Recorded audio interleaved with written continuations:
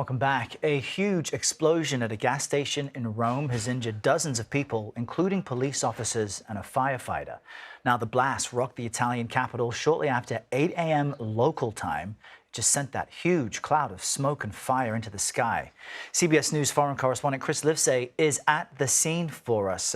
What happened, Chris?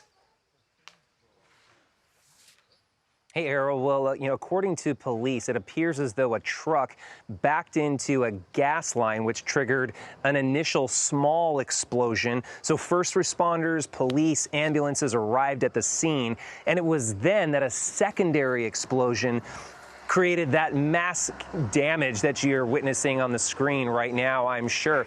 People in the area said it was like a bomb went off. Indeed, that's what it felt like. I've walked around, surveyed the area, and it is reminiscent of the aftermath of a ballistic missile, but this is hardly the space that you would expect to see something like that. This is a very working class neighborhood in Rome, and because it's in the Pope's backyard, he was one of the first people to express his prayers for all the victims. But I mean, just a horrible scene, a surprise that nobody expected this morning. In fact, it happened right next to a rec center for children and a school. Fortunately, school is out for the summer, and almost nobody had arrived at the rec center yet. Locals said that if it had happened just an hour later, there would have been at least 200 kids there. That is incredible, Chris. So in some ways, it's unfortunate this has happened. People have been injured, but it sounds like it could have been much worse. Help us understand what's happening now and if what the consequences will be or could be from such a blast like this.